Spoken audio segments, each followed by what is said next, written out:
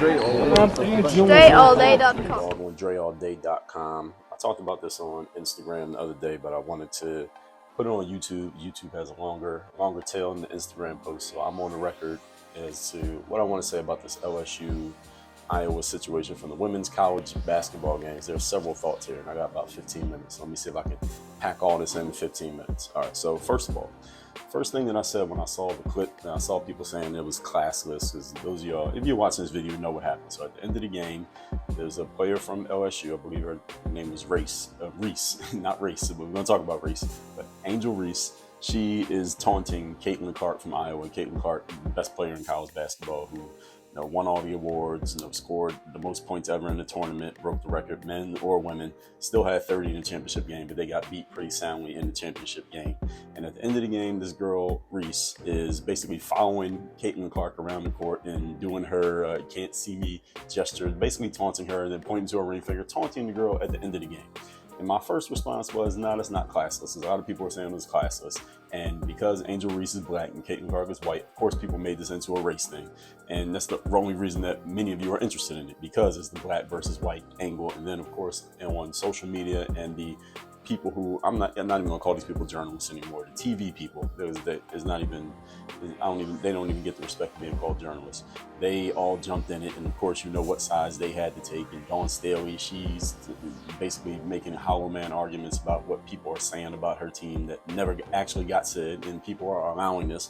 And people who are supposed to be journalists, they just soaked this up. Nobody questioned her or challenged her on the points that she was making, and this whole thing became a conversation, which led to me talking about it. We're all talking about it. So my first thought was, no, it's not classless, it's just trash talk.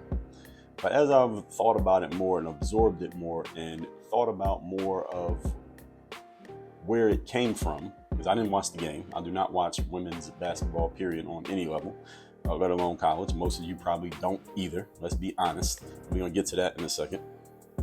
I thought maybe during the game they were just talking trash to each other. Maybe they were a little bit, but there was, at least as far as I saw, nothing that I saw of them, those two players communicating with each other. And anyway, the girl had 30 points and 8 rebounds. I believe she got in foul trouble and all that stuff. But I mean, not like nobody shut her down anyway. She had 40 the previous games and then 30 that game.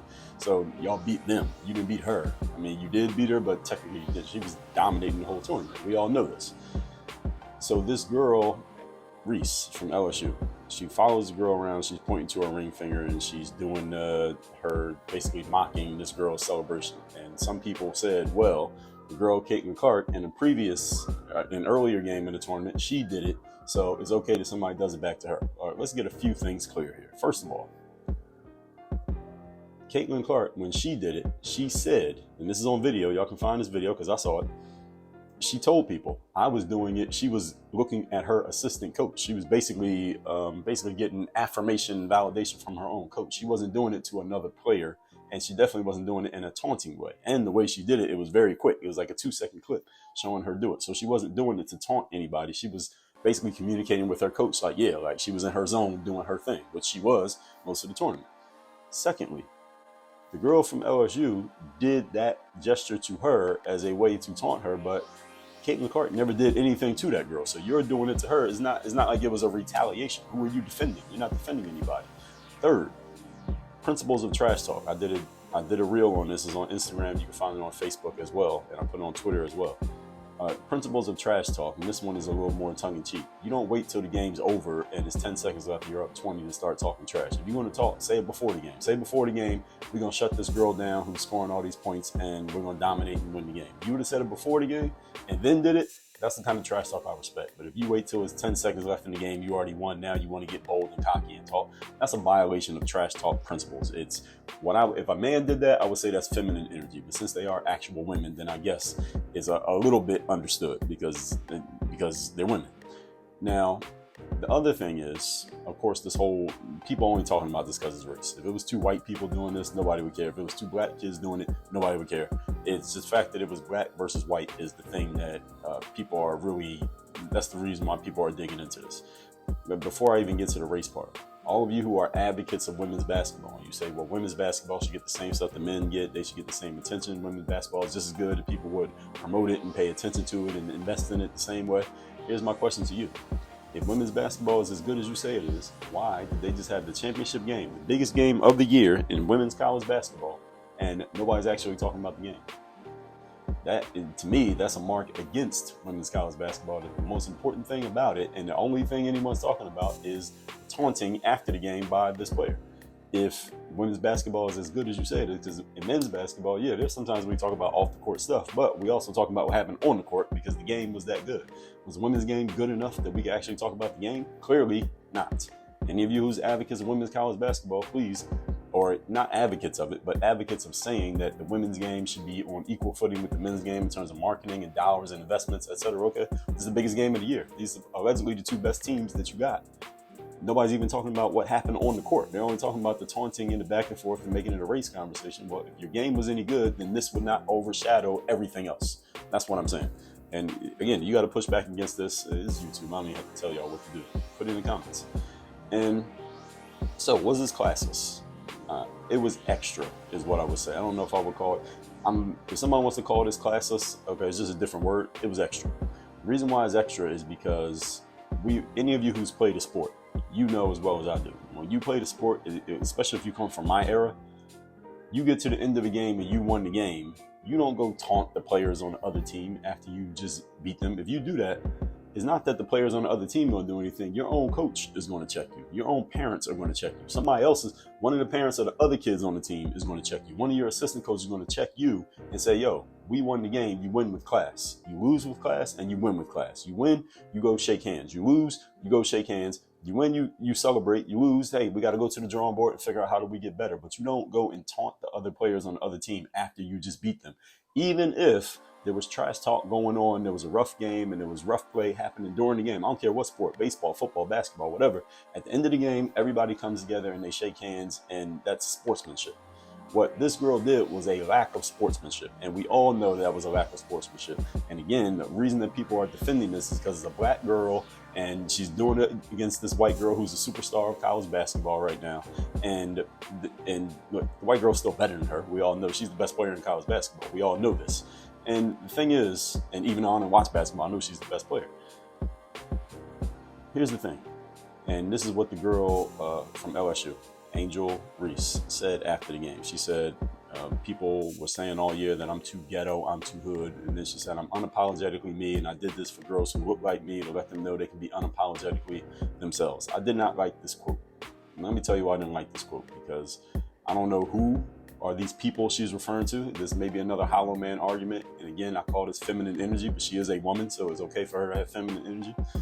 When people just say, well, people have been saying this and that, and I'm like, who are these people who said these things? I had never heard of this girl before this game happened. And then she says, I did this for girls who look like me. So is she saying that she's setting an example? Because that's what she was inferring. And I don't think this is a good example. Like, if I had a daughter who was going to play a sport, and being that I played sports, if I had a daughter, I probably would introduce her to playing basketball. I would, and she was old enough to understand, I would show her that and say, no, we don't do that. You don't do that when you win a game. When you win a game, you shake hands with the opponent, even if you dominated, even if you had 50 and you broke the record and you dominated the opponent, even if you said before the game, you did Muhammad Ali, Floyd Mayweather, Conor McGregor, and claimed you were going to dominate before the game, and then you went out and dominated, you don't taunt the opponent when the game's over. I would say that to my daughter. I would say, baby girl, you don't do that. That is classless. It's a lack of sportsmanship.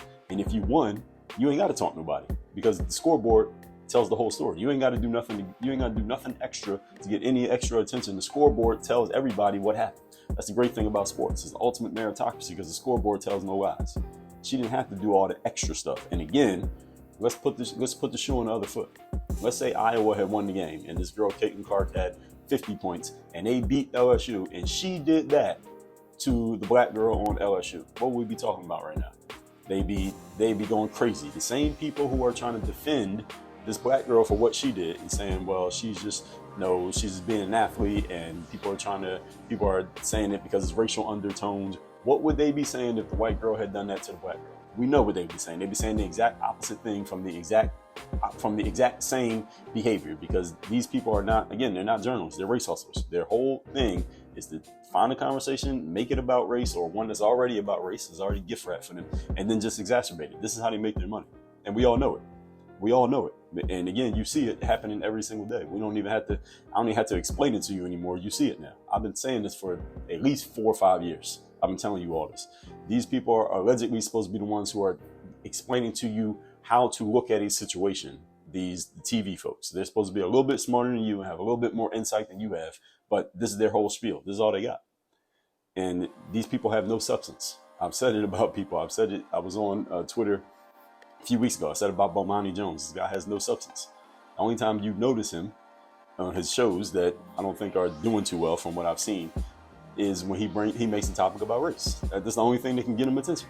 And there are some of them who are actually good. Like Stephen A. Smith, I like Stephen A. Smith's approach, and I like the way he talks about things. Shannon Sharp, sometimes I like in the things that he's talking about, and they will dive into the race thing. But if they don't have the race thing, they can still give you some substance. There are other people who are, I call them race hustlers. This is all they bring to the table. Is the only thing they can give you of substance is something that involves race. Other than that, you don't even notice anything they have to say because they have nothing.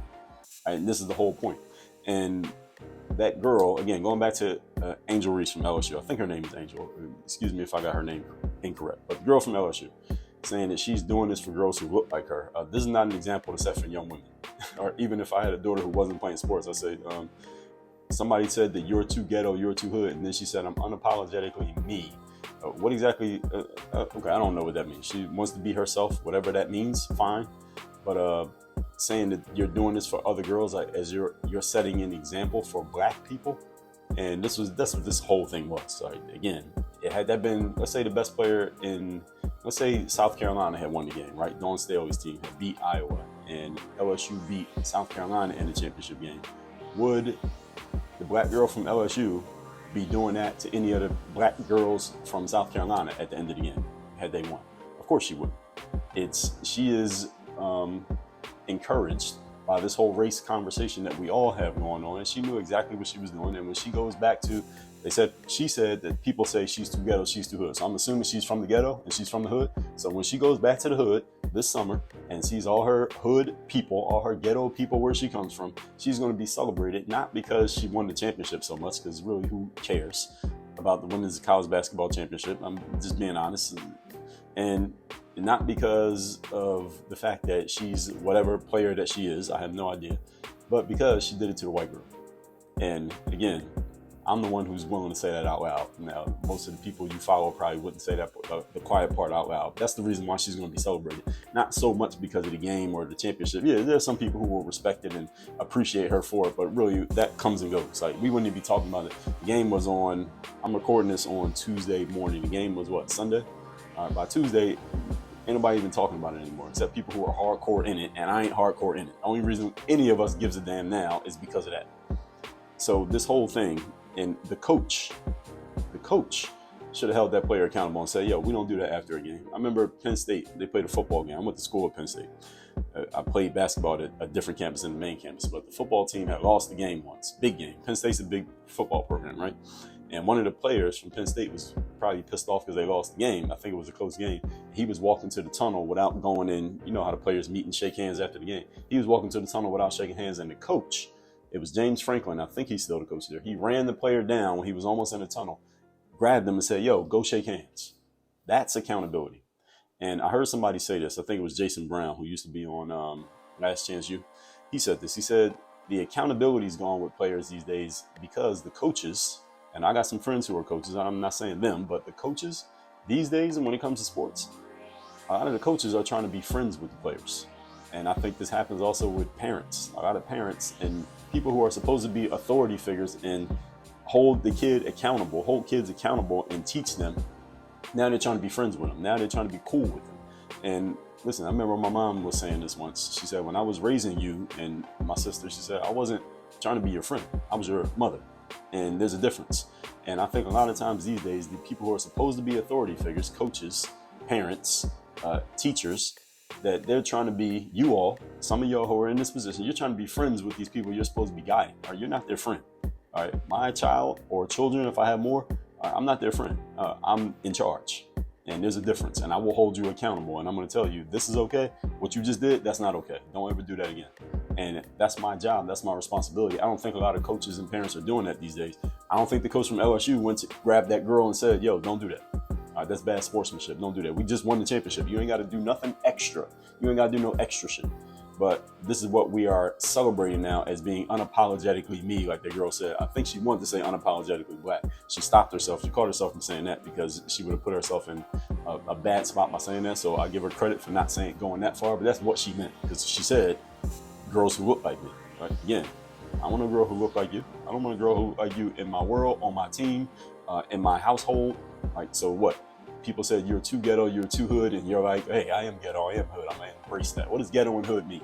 Usually it means some black stereotypes that, again, when it gets put out there, when Deion Sanders talked about some things that people call black stereotypes, what everybody do, they attacked him. But when a black person says, well, I'm embracing these black stereotypes, I'm gonna be ghetto and hood, I'm doing it for people who look like me, now we're supposed to celebrate them? Which one is it, folks? Y'all let me know. I gotta hop on this call. I think I said everything I need to say about this. Y'all know what to do with your comments. Put it in the comments section. Don't talk crazy.